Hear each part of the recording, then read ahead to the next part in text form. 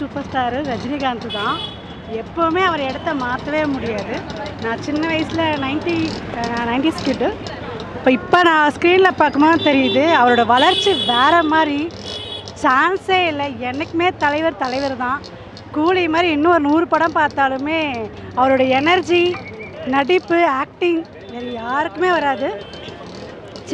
இவன் என் பையன் வந்துட்டு இன்னுமே ரஜினி தத்தான்னு சொல்லிட்டு டான்ஸ் எல்லாம் ஆடுவான். அந்த அளவுக்கு அவர் எனர்ஜியாக இருக்கார். அவரை பார்த்து நம்மளும் எனர்ஜிக்காக இருக்கணும். நல்லா அவரை சூப்பர் ஸ்டார் நல்லா இருக்கணும். இன்னும் 100 வருஷம் கூட நல்லா ஜாலியாக இந்த மாதிரி ஆக்டிங் பண்ணணும். அதுதான் ஆசை. கூலிக்காக வெயிட் பண்ணிகிட்ருக்கோம்.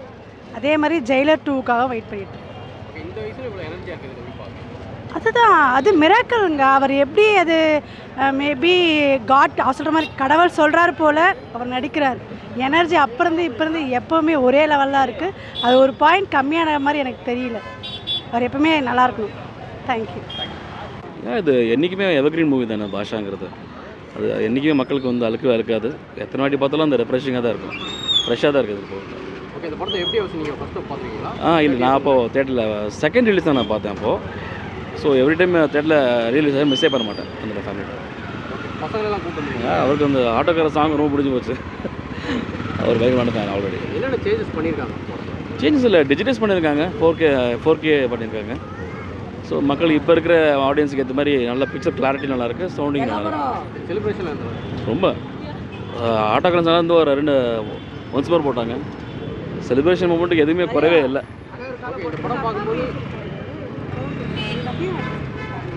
இந்த படம் பார்க்கும்போது இந்த மூமெண்ட் எனக்கு இன்னும் கூஸ் பம்ஸாக இருக்குன்னா என்ன சொல்லுங்கள்? இன்ட்ரோல் பிளாக்கு, அப்புறம் அந்த ஃப்ளாஷ்பேக் ரிவீல் ஆகிறது, எல்லா கூஸ் பம்ப்ஸ். எந்த பாயிண்ட்டுமே படத்தில் மிஸ்ஸே ஆகாது. என்றைக்கு பார்த்தாலுமே செலிப்ரேட் பண்ணுறாங்க. இந்த படம் இன்னும் 40 வருஷம் வந்து ஆனால் கூட அதுக்கு இந்த மாஸ் குறையாது. பாஷா இனிமே பாஷா தான். கூலி ட்ரெய்லர் ரிலீஸ் அது அந்த ஆன்டிசிபேஷன் இன்னும் ஜாஸ்தியாக இருக்குது. அந்த நெருக்கத்தில் இந்த படம் ரிலீஸ் பண்ணிருக்காங்கல்ல. ஸோ ஆப்வியஸாக கூலிக்கு பயங்கரமான எக்ஸ்பெக்டேஷன் க்ரியேட் ஆகும். ட்ரெய்லர் வெயிட் பண்ணுறீங்க? மேட்லி. படம் சூப்பராக இருந்தது.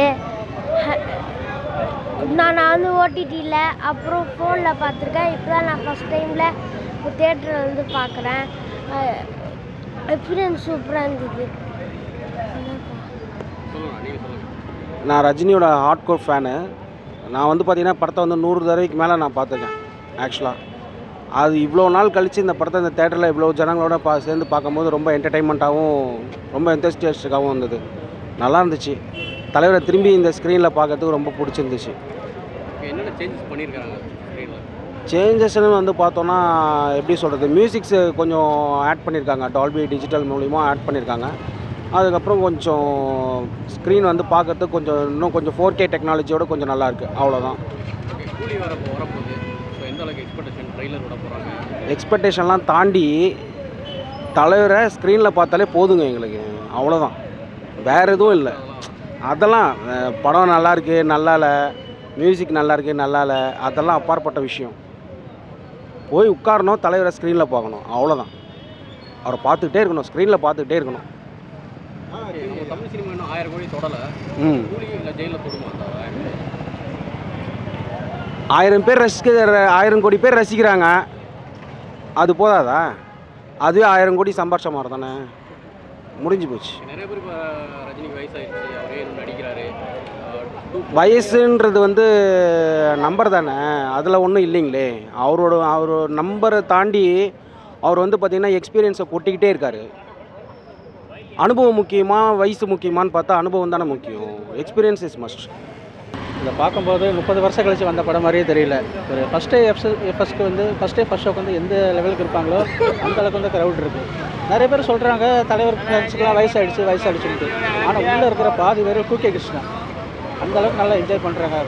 பாட்டும் சரி, சீனும் சரி, பிஜிஎம்மும் சரி, எல்லாம் வந்து நல்ல ஒரு வைப்போடு என்ஜாய் பண்ணுறாங்க. ஓகே, இந்த வயசாகிடுச்சு நிறைய பேர் சொல்கிறாங்க, அவங்களுக்கு நீங்கள் என்ன சொல்லுவாங்க?